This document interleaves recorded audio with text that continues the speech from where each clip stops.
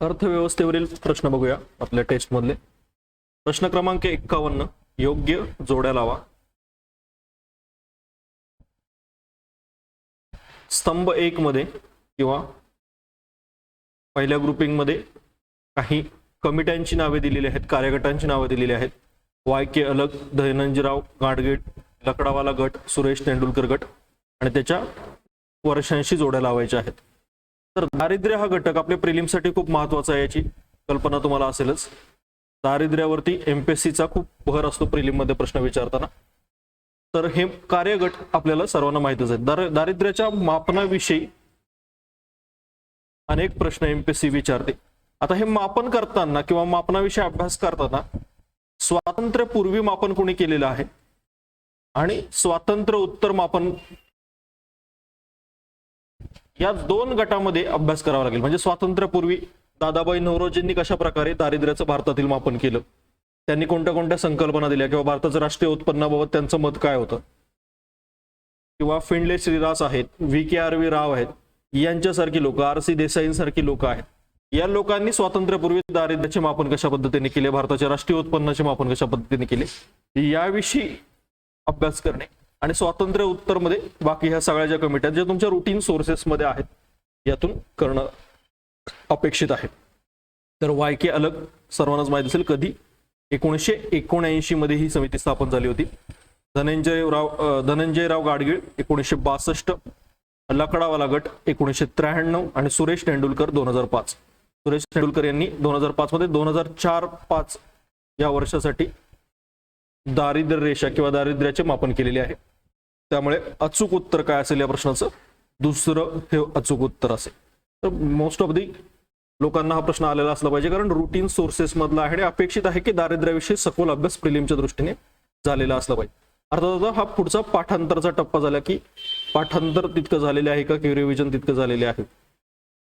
प्रश्न क्रमांक 52, संयुक्त राष्ट्र विकास कार्यक्रम अर्थात United Nations development programme UNDP ज्याला आपण म्हणतो, त्याने 1997 पासून बहुआयामी दारिद्र्य निर्देशांक सुरू करण्यात आला. मानवी दारिद्र्य निर्देशांक हा किंवा ह्युमन पॉवर्टी इंडेक्स हा बहुआयामी दारिद्र्य निर्देशांकाऐवजी 2010 मध्ये सुरू करण्यात आला. तर हे दोन्ही वाक्य चुकीचे आहेत. हा जो मानवी दारिद्र्य निर्देशांक आहे ह्युमन पॉवर्टी इंडेक्स हा 1997 पासून सुरू करण्यात आला होता आणि बहुआयामी दारिद्र्य निर्देशांक म्हणजेच मल्टी डायमेन्शनल पॉवर्टी इंडेक्स हा 2010 पासून सुरू करण्यात आला होता. म्हणजे UNDPच्या किंवा एकूणच आंतरराष्ट्रीय स्तरावरती हे लक्षात आलं होतं की दारिद्र्य हे बहुआयामी आहे. फक्त तुम्ही उत्पन्न किंवा काही उपभोगाशी संबंधित गोष्टींवर भर देऊन दारिद्र्याचे मापन करू शकत नाही. दारिद्र्याचे अनेक आयाम असतात हे ध्यानात घेऊन 2010 पासून बहुआयामी दारिद्र्य निर्देशांक सुरू करण्यात आला होता. हा बहुआयामी दारिद्र्य निर्देशांक खूप महत्त्वाचा आहे प्रिलिमच्या दृष्टीने. याच्यावरती सतत प्रश्न MPSC आणि UPSC दोन्ही मध्ये प्रिलिम मध्ये विचारलेले दिसतात.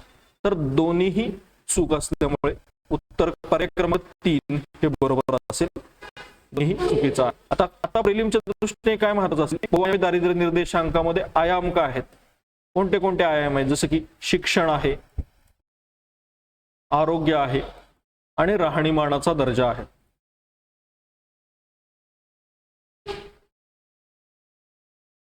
मग हे 3 आयाम त्यांनी 10 गोष्टींमध्ये विभागलेले आहेत. म्हणजे राहणीमानाच्या दर्जासाठी काही निकष दिलेले आहेत, आरोग्यासाठी काही निकष दिलेले, शिक्षणासाठी निकष दिलेले. तर हे 10च्या 10 निकष आपल्याला लक्षात असले पाहिजेत प्रिलिमच्या दृष्टीने. तर याचं अचूक उत्तर 52चं 3 हे होतं. 1970 मध्ये कोणत्या समितीच्या शिफारसीनुसार प्रथमच निर्यात धोरण किंवा एक्सपोर्ट पॉलिसी जाहीर करण्यात आली होती? तर 1970 मध्ये निर्यात धोरणाचा ठराव मांडण्यात आला होता. तो मुदलियार समितीच्या शिफारसीवरती आधारित होता. मुदलियार समितीच्या आधारावरती निर्यात धोरण जाहीर करण्यात आले होते. आता अतिरिक्त माहिती काय लक्षात ठेवावी लागेल, कृषी निर्यात धोरण भारताने कधी जाहीर केले? 1970 मधलं हे जे आपण धोरण बघतोय ते बेसिकली एकूण ओव्हरऑल निर्यात धोरण आहे, ओव्हरऑल एक्सपोर्ट धोरण आहे, किंवा स्पेसिफिक सेक्टरसाठी नाहीये. म्हणजे कृषीसाठीचं एक्सपोर्ट धोरण, उद्योगांसाठी एक्सपोर्ट धोरण असं नाही, एकूण ओव्हरऑल इकॉनॉमीसाठीचं निर्यात धोरण आहे. कृषीसाठीचं निर्यात धोरण शासनाने 2018 मध्ये पहिल्यांदा जाहीर केलं. याचा अर्थ 2018च्या आधी आपल्याकडे स्पेसिफिकली कृषी निर्यात धोरण नव्हतं. या कृषी निर्यात धोरण 2018 मध्ये आपल्याला जो आपला कृषी निर्यात $30 बिलियन आसपास आहे, तो $60 बिलियन करायचा, म्हणजे दुप्पट कृषी निर्यात धोरण करायचं आहे। याच्यावरती पण का प्रश्न येऊ शकतो, तर कृषी निर्यात धोरणामध्ये एक अशी तरतूद आहे किंवा असा एक प्रोव्हिजन आहे की प्रत्येक राष्ट्रांनी आपापलं स्वतःचं असं कृषी निर्यात धोरण जाहीर करावं अशी अपेक्षा आहे। बेसिकली कृषी हा कोणत्या सूचीमध्ये विषय येतो, राज्य सूचीमध्ये विषय येतो, त्यामुळे राज्यांचं स्वतःचं वैयक्तिक धोरण असावं अशी तरतूद किंवा अशी प्रयोजन त्या कृषी निर्यात धोरण 2018 मध्ये आहे। तर हे कृषी निर्यात धोरण राज्य स्तरावर जाहीर करणारं नुकतंच महाराष्ट्र राज्याने पण ते धोरण जाहीर केलेलं आहे। महाराष्ट्र राज्याने तसं कृषी निर्यात धोरण राज्य स्तरावरचं जाहीर केलेलं आहे। या कंटेक्स्ट मध्ये सुद्धा या कृषी निर्यात धोरण 2018 वरती प्रश्न येऊ शकतो। बाकी अबीद हुसेन समिती, अबीद हुसेन यांच्या अनेक समित्या स्थापन झाल्या होत्या, त्यातल्या महत्वाच्या म्हणजे 1997 मध्ये स्थापन झालेली होती लघु उद्योगांसंदर्भातली समिती। ही अबीद हुसेन समिती यांच्या अनेक समित्या होत्या, त्यातली लघु उद्योगांसंदर्भातली एक समिती होती। नरसिंह समिती आपल्याला सर्वांना माहित असेल, बँकिंग सुधारणा संदर्भात नरसिंह समिती सतत चर्चेमध्ये असते। प्रश्न क्रमांक 54, व्यापार तोल किंवा बॅलन्स ऑफ ट्रेड ज्याला आपण म्हणतो, व्यापार तोल, बॅलन्स ऑफ पेमेंट आणि बॅलन्स ऑफ ट्रेड अशा दोन गोष्टी आहेत, व्यापार तोल आणि व्यवहार तोल। व्यापार तोल म्हणजे एका वर्षातील देशाच्या आयात वस्तूंची एकूण किंमत आणि देशाची निर्यात वस्तूंची एकूण किंमत यातील फरक। हे विधान बरोबर आहे। म्हणजे आणि दुसरं वाक्य आहे, व्यवहार तोल हे एका देशाने इतर सर्व देशांशी केलेल्या सर्व प्रकारच्या आर्थिक व्यवहारांचे रेकॉर्ड किंवा अभिलेख असते। Balance of payments means systematic record of countries financial transaction with other countries. आता तुम्हाला बीओपी माहित असेल, ज्याला आपण व्यवहार तोल म्हणतोय। व्यवहार तोल म्हणजे काय, तर जे बेसिकली हे दिलेले आहे की सर्व प्रकारचे आर्थिक व्यवहार त्यात समाविष्ट होतात आणि हे आर्थिक व्यवहार मुख्यतः कोणत्या कोणत्या प्रकारचे असतात, चालू खात्यावरील व्यवहार, करंट अकाउंटवरील व्यवहार, त्यानंतर भांडवली खात्यावरील व्यवहार ज्याला आपण कॅपिटल अकाउंटवरील व्यवहार म्हणतो। आणि आता रिसेंट ह्याच्यामध्ये IMF ने काय केलेलं आहे, तिसरं प्रकारचं अकाउंट बॅलन्स ऑफ पेमेंट मध्ये समाविष्ट केलंय, त्याला वित्तीय किंवा फायनान्शियल अकाउंट असं म्हणतात। नवीन NCERT जे एडिशन आहे त्यामध्ये हे तिसरं अकाउंट मेन्शन आहे, वित्तीय किंवा फायनान्शियल अकाउंट। आधीच्या NCERT मध्ये किंवा आधीचे जे सोर्सेस आहेत त्याच्यामध्ये फक्त ही दोनच अकाउंट मेन्शन होते। मग त्यामुळे आता जर प्रश्न आला प्रिलिमला की बॅलन्स ऑफ पेमेंट मध्ये चालू, भांडवली आणि वित्तीय असे 3 खाती असतात, तर बऱ्याच लोकांचं चुकू शकतं, कारण हे वित्तीय खातं असं वेगळं कन्सिडर केलं जातं, याच्याबद्दल बऱ्याच लोकांमध्ये अनभिज्ञता आहे। तर या चालू खात्यामध्ये काय येतं, तर तुमचा व्यापार तोल येतो, तुम्ही किती आयात निर्यात करताय, एकूण तुमची आयात वजा एकूण तुमची निर्यात यांनी जे काही मिळेल त्याला व्यापार तोल म्हणतात।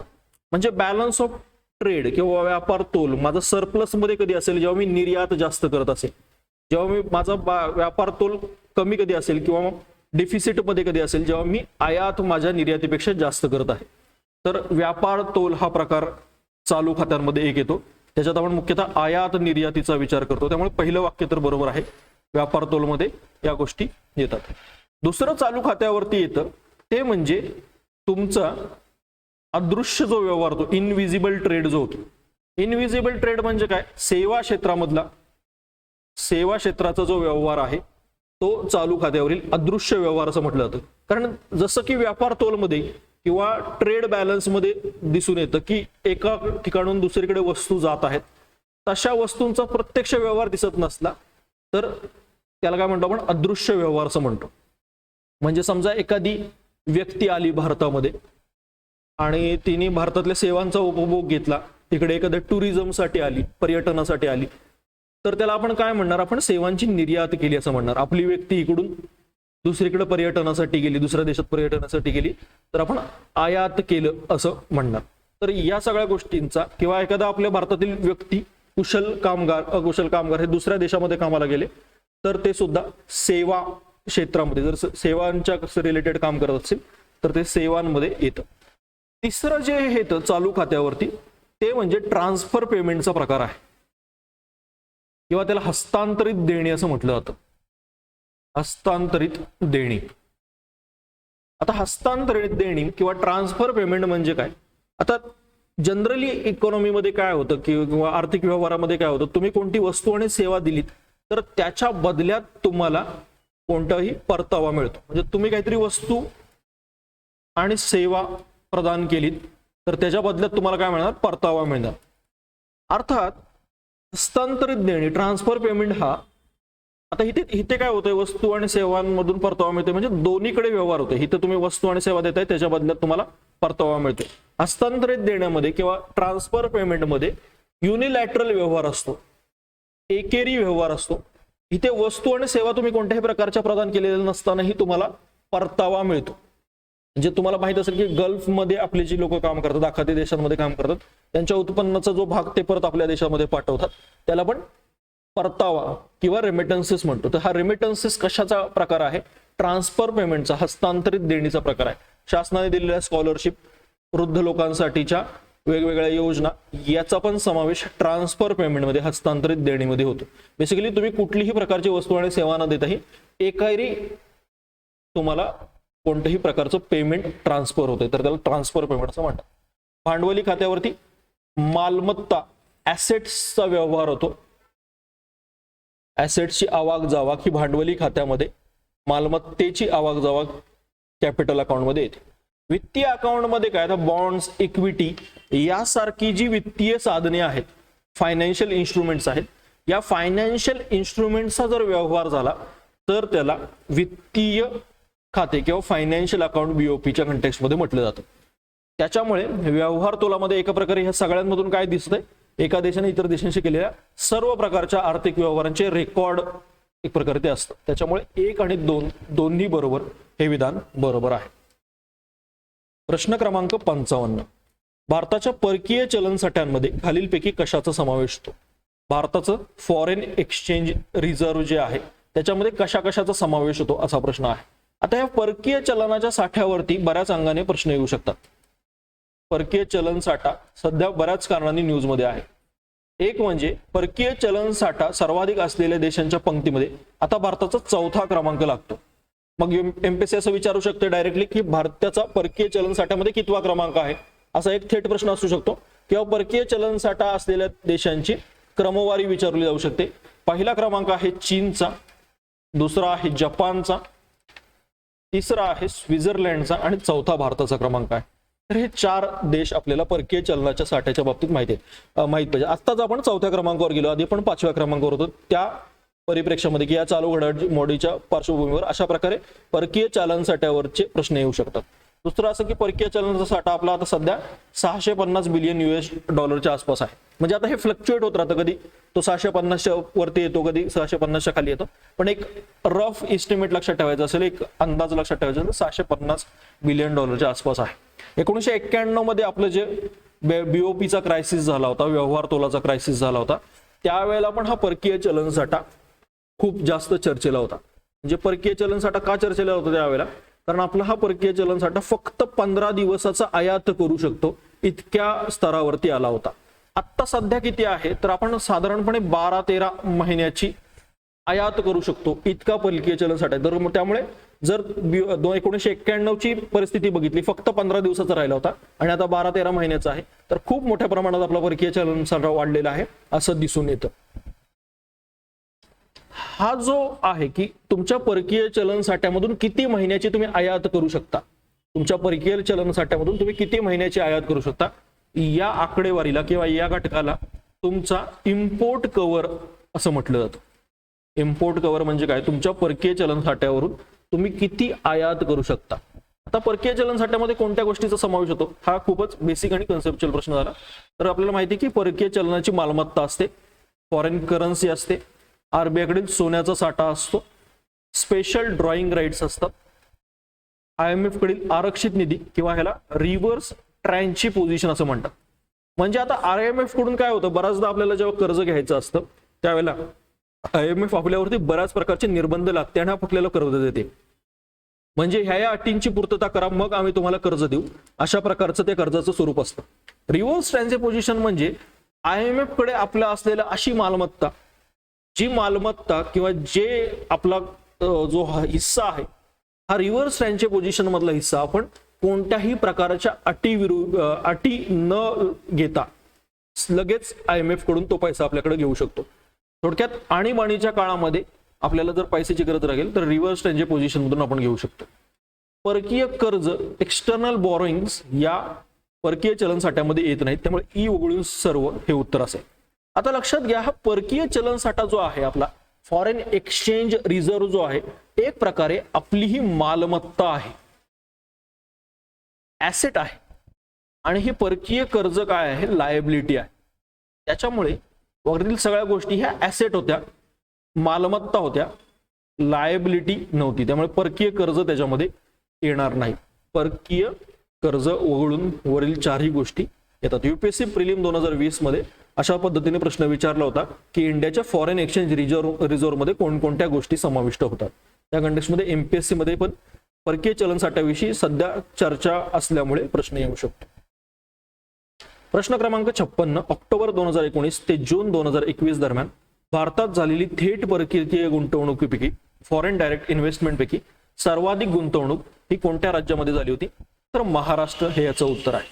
अर्थात आता 2021 मध्ये नवीन आकडेवारी आल्यानंतर गुजरात ह्याच्यामध्ये आघाडीवरती आहे, पण ऑक्टोबर 2019 ते जून 2021 मध्ये महाराष्ट्र आघाडीवरती होतं. सार्वजनिक आयव्यय किंवा पब्लिक फायनान्स मध्ये खालील कशाचा समावेश होतो. आयव्यय, पब्लिक फायनान्स म्हणजे गव्हर्नमेंट सार्वजनिक खर्च कशा पद्धतीने करते, सार्वजनिक महसूल कशा पद्धतीने उभारते, आणि एक प्रकारे ह्या सार्वजनिक खर्च आणि महसूल जमा होणाऱ्या महसुलाचं व्यवस्थापन कशा पद्धतीने करते, या सर्वाचा समावेश पब्लिक फायनान्स मध्ये होतो. एक प्रकारे राजकोषीय धोरण शासनाचं जे आहे त्याचाही समावेश त्याच्यामध्ये होतो. शासनाच्या बाबतीमध्ये आपण गव्हर्नमेंटचं राजकोषीय धोरण असतं आणि आरबीआयचं मौद्रिक धोरण असतं किंवा मॉनेटरी पॉलिसी असते. तर सार्वजनिक महसूल, सार्वजनिक खर्च, सार्वजनिक कर्ज आणि वित्तीय व्यवस्थापन या सगळ्या गोष्टी सार्वजनिक आयव्यय किंवा पब्लिक फायनान्स मध्ये येतात. ऑल ऑफ द अबोव हे याचं उत्तर असेल. प्रश्न क्रमांक 58. 2011च्या जनगणनेनुसार कोणत्या राज्याचा लोकसंख्या वाढीचा दर अधिक होता किंवा धन होता, म्हणजे पॉझिटिव्ह पॉप्युलेशन ग्रोथ कोणाचा होता असं विचारलेलं आहे. पण बेसिकली याचं शब्दाची रचना कशी असायला पाहिजे होती, पॉझिटिव्ह पॉप्युलेशन ग्रोथ कोणाचा नव्हता असं असायला पाहिजे होतं. फक्त एकच राज्य असं आहे भारताच्या ह्याच्यामध्ये की ज्याच्या 2011च्या जनगणनेनुसार लोकसंख्या वाढीचा दर, म्हणजे 2001 ते 2011 मध्ये लोकसंख्या किती वाढली, तर याच्यामध्ये फक्त एक राज्य असं होतं, नागालँड, ज्याच्यामध्ये नकारात्मक दर दिसून आला. म्हणजे पॉप्युलेशन नागालँडचं कमी झालं 2001 ते 2011च्या दरम्यान, ते 0.6% कमी झालं. बाकीच्या राज्यांमध्ये तो पॉझिटिव्ह पॉप्युलेशन ग्रोथ रेटच दिसून आला. त्याच्यामुळे प्रश्नामध्ये बदल करून की कोणता नव्हता असं करून नन ऑफ द अबोव तर असेल. त्यामुळे थोडीशी करेक्शन या प्रश्नामध्ये होती. प्रश्न क्रमांक 59. खालीलपैकी योग्य जोडी लावा. आता लोकसंख्या, डेमोग्राफी हा एक सुद्धा प्रिलिमचा सिलेबस मध्ये डायरेक्टली मेन्शन असलेला महत्वाचा पॉइंट आहे. आणि सध्या लोकसंख्येविषयी खूप चर्चा आहे भारतातील की लोकसंख्या धोरण सध्याच्या कसं असावं, मुलीच्या लग्नाचं वय किती असावं, पॉप्युलेशन बिल यूपीचं पण चर्चेमध्ये होतं. तर या कंटेक्स्टमध्ये लोकसंख्येवरती पण खूप प्रश्न वाढण्याची शक्यता आहे. त्यामुळे ते कसे असतील, करंट बेस्ड असतील किंवा कन्सेप्च्युअल ट्रॅडिशनल प्रश्न असतील. तर हे लोकसंख्या वाढीचे कल किंवा जे आपण लोकसंख्या स्थित्यंतर म्हणतो किंवा लोकसंख्या संक्रमण म्हणतो, त्यालाच इंग्रजीमध्ये डेमोग्राफिक ट्रान्झिशन म्हणतात. या डेमोग्राफिक ट्रान्झिशन रिलेटेड सुद्धा प्रश्न येऊ शकतो. लोकसंख्या स्थित्यंतर किंवा संक्रमणाचा सिद्धांत, डेमोग्राफिक ट्रान्झिशन थिअरी. बऱ्याच एनसीईआरटी मध्ये किंवा रुटीन सोर्सेस मध्ये दिलेली गोष्ट आहे की भारताच्या दृष्टीने लोकसंख्या संक्रमण आपण कसं बघितलं. लोकसंख्या संक्रमणामध्ये बेसिकली कसं दिसून येतं, तर समजा एक साधारण 3 टप्पे असतात. काही जे डेमोग्राफर्स आहेत, लोकसंख्येचा अभ्यास करणारे तज्ज्ञ आहेत, ते 4 पण म्हणतात, पण बेसिकली 3 असतात. तर असा साधारण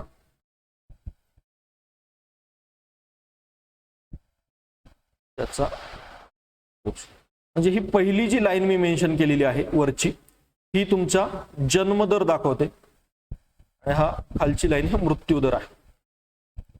हा पहिला टप्पा आहे, हा दुसरा टप्पा आहे आणि तिसरा टप्पा आहे लोकसंख्या स्थित्यंतरणाचा किंवा संक्रमणाचा.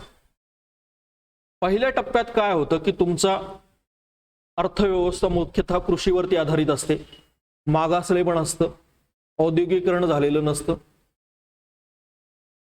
आरोग्य आणि शिक्षण संधींचा अभाव असतो.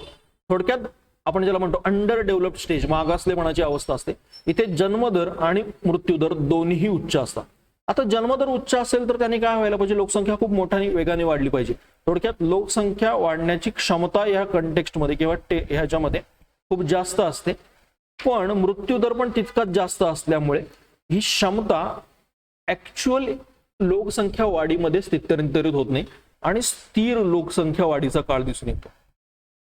दुसऱ्या टप्प्यात काय होतं की आरोग्य सुविधा निर्माण होतात, औद्योगिकरणाकडे वाटचाल होते अर्थव्यवस्थेची आणि मृत्यूदर वेगाने घटतो. मृत्यूदर बेसिकली कमी करणं खूप सोपी गोष्ट असते, कारण एक्सट्रेन्सिक फॅक्टर असतात, बहिर्गत फॅक्टर्स असतात जे सांभाळले तर मृत्यूदर कमी होऊ शकतो. जन्मदर कमी करणं ही थोडी अवघड गोष्ट असते, त्यात अनेक सांस्कृतिक, धार्मिक, आर्थिक घटकांचा समावेश असतो, सामाजिक घटक आहेत ज्याचा परिणामामुळे जन्मदर कमी होतो. त्यामुळे ह्या दुसऱ्या टप्प्यात काय होतं, जन्मदर खूपच हळू कमी होतो पण मृत्यूदर वेगाने कमी होतो. थोडक्यात इथे जे पोटेन्शियल होतं, क्षमता होती की अर्थव्यवस्था खूप मोठ्याने वाढायची, पण मृत्यूदर जास्त असल्यामुळे ही क्षमता परिवर्तित होत नाही. ही क्षमता इथे परावर्तित होते आणि लोकसंख्या मोठ्या प्रमाणात वाढते. थोडक्यात लोकसंख्या विस्फोटाचा जो काळ आहे हा दुसऱ्या टप्प्यात दिसून येतो. तिसऱ्या टप्प्यात जे जन्मदर आहे आणि मृत्यूदर आहे दोन्ही सुद्धा स्टेबलाइज होतात आणि लोकसंख्या स्थिर वाढते, म्हणजे घसरत जाताना दिसते. आता या कंटेक्स्ट मध्ये भारताच्या ह्याच्यामध्ये 1921 पूर्वी आपण ह्या पहिल्या टप्प्यात होतो. थोडक्यात आपला जन्मदर आणि मृत्यूदर ही खूप मोठा होता, त्याच्यामुळे लोकसंख्या वाढ कशी झाली तर संथ वाढ झाली. त्याच्यामध्ये फार वेगाने वाढ झालेली स्थिर लोकसंख्या होती. थोडक्यात जन्मदर पण उच्च होता, मृत्यूदर पण उच्च होता, त्यामुळे स्थिर लोकसंख्येचा काळ त्याला म्हटलं जातं, पिरियड ऑफ स्टॅग्नंट पॉप्युलेशन. त्याच्यामुळे पिरियड ऑफ स्टॅग्नंट पॉप्युलेशन, स्थिर लोकसंख्येचा काळ कोणता असेल, 1901 आणि 1921. आपल्याला त्यांनी काय विचारलेले आहे, बरोबर जोडी ओळखायची आहे, त्याच्यामुळे पहिली तर चुकीची आहे. 1921 ते 51 काय झालं, आपला मृत्यूदर घटायला सुरुवात झाली, त्यामुळे संथ वाढीचा काळ आपल्या इथं दिसून आला 1921 ते 51. थोडक्यात दुसऱ्या स्टेज मधली सुरुवातीची अवस्था 1921 ते 51 मध्ये दिसली. 1951 ते 81 मध्ये खूप वेगाने आपण लोकसंख्या आपली वाढली, याला लोकसंख्या विस्फोटाचा काळ पण म्हटलं जातं. 1951 ते 81 पाहिजे होतं, 71 नाही. आणि 1981 ते 2011 आपण काय बघतोय, भारतीय लोकसंख्या वाढतीये मात्र तिच्या वाढीचा दर घसरत चाललेला आहे, कारण आपण तिसऱ्या टप्प्यामध्ये आता संक्रमण केलेलं आहे. त्याच्यामुळे ही चौथा जो पर्याय आहे तो बरोबर असेल. त्याच्यामुळे लोकसंख्या संक्रमणाचा सिद्धांत, लोकसंख्येविषयीची माहिती हे थोडंसं प्रिलिमला आतापासूनच पाठांतर करून ठेवलं थोडं, आणि ज्या कॉन्सेप्च्युअल गोष्टी आहेत त्या जाणून घेतल्या तर त्याचा फायदा होऊ शकतो. भारताचं लोकसंख्या धोरण काय होतं 1947 पासूनचं, त्याचा जर सखोल अभ्यास केला तर त्याचाही फायदा होऊ शकतो. प्रश्न क्रमांक 60, कुझनेट वक्ररेषा ही कोणत्या दोन संकल्पनांमधील संबंध दर्शवते. कुझनेट कर्व, अर्थव्यवस्थेमध्ये अनेक प्रकारचे कर्व्स असतात, तर त्यातले कुझनेट कर्व कशाशी संबंधित आहे तर पर्यावरण आणि विकासाशी संदर्भात असलेला कुझनेट कर्व आहे. याला इन्व्हायरमेंटल कुझनेट कर्व किंवा पर्यावरणीय कुझनेट वक्ररेषा असं सुद्धा म्हटलं जातं. काय आहे ही कुझनेट वक्ररेषा तर त्या कुझनेट वक्ररेषा असं म्हणतं की ज्या वेळेला विकास होत असतो किंवा आर्थिक वृद्धीची प्रक्रिया होत असते, विकासाची प्रक्रिया होत असते, तेव्हा सुरुवातीला इन्व्हायरमेंटल डिग्रेडेशन होणं, पर्यावरणीय ऱ्हास होणं, ह्या गोष्टी जरी होत असल्या तरी कालांतराने ते पर्यावरणाचा ऱ्हास भरून निघतो. थोडक्यात विकासाच्या सुरुवातीच्या टप्प्यावरती पर्यावरण ऱ्हास हा न टाळण्यासारखी गोष्ट असते, अशा प्रकारची मांडणी कुझनेट वक्ररेषा करते. पण ते म्हणते की लॉंग टर्मचा विचार करता पर्यावरणीय शाश्वततेकडे आपण जाण्यास सुरुवात होते. कुझनेट वक्ररेषाची अजून एक वक्ररेषा आहे, आता आपण जो बघितला तो पर्यावरणीय कुझनेट कर्व आहे. दुसरा कुझनेट कर्व असं म्हणतो की ज्या वेळेला तुम्ही वृद्धी दर गाठत असता किंवा विकासाची प्रक्रिया असते, वृद्धीची प्रक्रिया असते, त्यावेळेला सुरुवातीला असमानता वाढते, पण त्यानंतर मात्र वृद्धी दर सातत्यपूर्ण राहिला तर मात्र सर्वांना संधी त्यातून मिळतात आणि असमानता कमी होऊन समानतेकडे अर्थव्यवस्थे जाते. थोडक्यात इकॉनॉमिक इनइक्विलिटी ही सुद्धा इनडिस्पेन्सिबल असते सुरुवातीला वृद्धी प्रक्रियेत किंवा विकास प्रक्रियेत, असं कुझनेट वक्ररेषा म्हणते. प्रश्न क्रमांक 61. खालीलपैकी कोणत्या पंचवार्षिक योजना काळामध्ये व्यवहार तोळाचे संकट निर्माण झाले? आपण मगाशीच बॅलन्स ऑफ पेमेंट म्हणजे काय हे बघितलं होतं.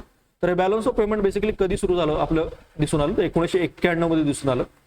आता कोणती पंचवार्षिक योजना होती? जर 7वी पंचवार्षिक योजनेचा काळ बघितला तर तो 1985 ते 90 होता. थोडक्यात 7व्या पंचवार्षिक योजनेनंतर आपल्याला कोणती योजना होती हे बघावं लागेल.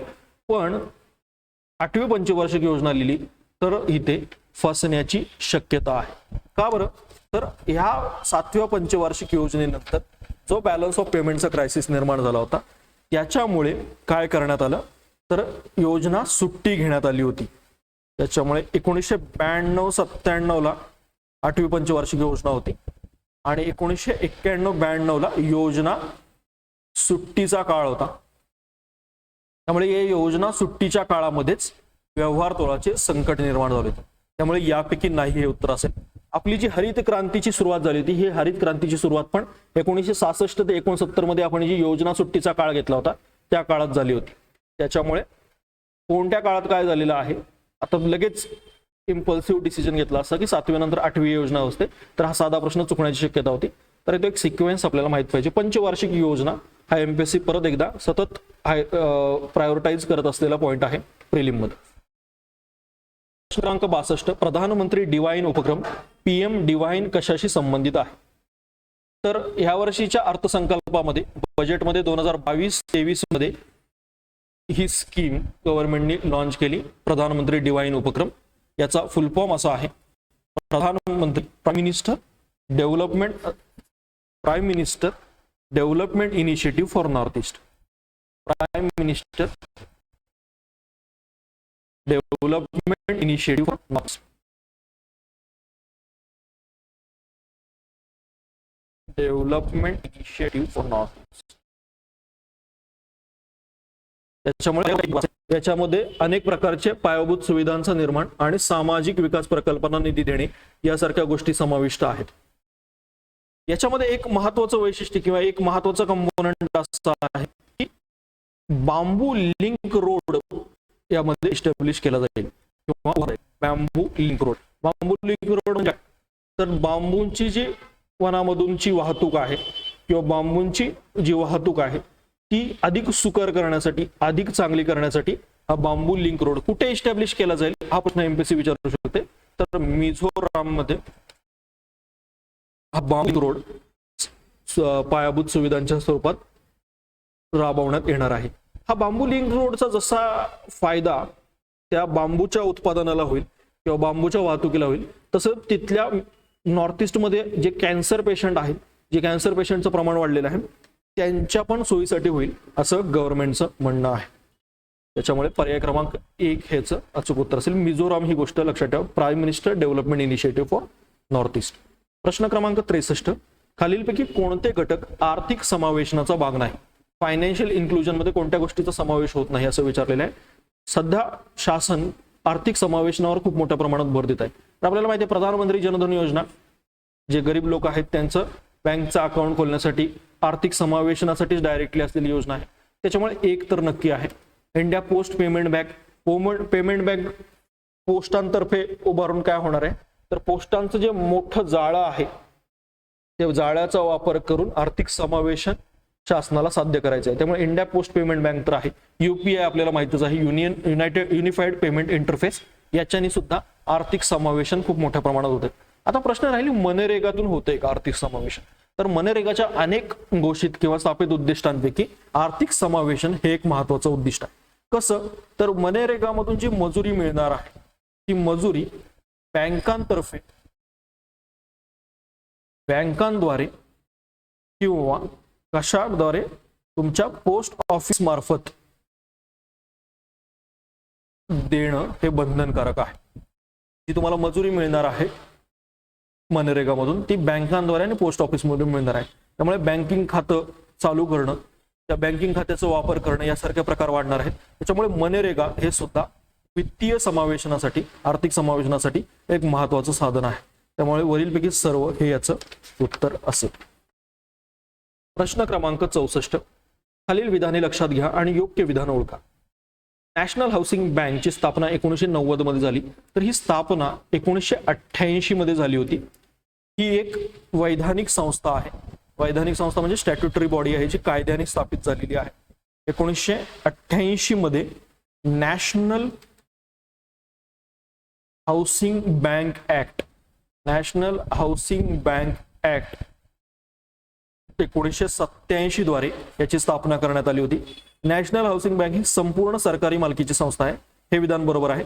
2019 पर्यंत याची मालकी, याचे सगळे जे इक्विटी आहेत ती आरबीआय कडे होती, पण 2019 मध्ये आरबीआयने त्याची सर्व इक्विटी शासनाकडे हस्तांतरित केलेली आहे. जसे की नाबार्डची पण नाबार्डची आणि नॅशनल हाऊसिंग बँकेची सर्व मालकी आरबीआयने हस्तांतरित केलेली आहे. त्यामुळे संपूर्ण सरकारी मालकीची संस्था आहे. ही बँक गृहनिर्माण क्षेत्राची सर्वोच्च बँक म्हणून कार्य करते. हे सुद्धा विधान बरोबर आहे. पहिलं विधान चुकीचं आहे. त्यामुळे सी, तिसरा पर्याय ब आणि सी हे विधान बरोबर आहे. प्रश्न क्रमांक 65. गॅटच्या कोणत्या फेरी अंतर्गत ट्रिप्स करार, गॅटच्या कोणत्या करारांतर्गत, फेरी अंतर्गत ट्रिप्स करार करण्यात आला? तर तुम्हाला माहित असेल गॅट स्थापन झाल्यानंतर 8 चर्चा फेऱ्या झाल्या. या चर्चा फेऱ्यातून शेवटी नंतर उरुग्वे राऊंड मधून 8वा जो उरुग्वे राऊंड होता हा 1986 ते 1994 मध्ये झाला. त्यातून ट्रिप्स करार, एकूणच WTO ची जी सिस्टीम आहे त्याची स्थापना झाली. तर याचं उत्तर उरुग्वे राऊंड असेल. केनेडी राऊंड जो होता तो 1964-67 मध्ये होता आणि टोकियो राऊंड 1973 आणि 1979 मध्ये होता. 1973 ते 1979. सिंगापूर राऊंड हा काही 8 फेऱ्यांमध्ये नव्हता. 8 फेऱ्यांमध्ये जे काही प्रकार आहेत त्यात केनेडी राऊंड नक्कीच होता, टोकियो राऊंड होता, पण ते खूप आधी होते. 1964 ते 67 आणि 1973 ते 1979 अशा ह्याच्यामध्ये होते. त्याचं उत्तर उरुग्वे राऊंड असेल. ट्रिप्स करार खूप महत्वाचा आहे. ट्रिप्स करारांनी जे बौद्धिक संपदेचे वर्गीकरण केलेले आहे, 7 प्रकार दिलेले आहेत बौद्धिक संपदेचे, ते सुद्धा आपल्याला माहित पाहिजे की कोणत्या कोणत्या प्रकारचे बौद्धिक संपदा आहे. तर हे आपलं इकॉनॉमीचे जे क्वेश्चन होते त्याचं डिस्कशन होतं.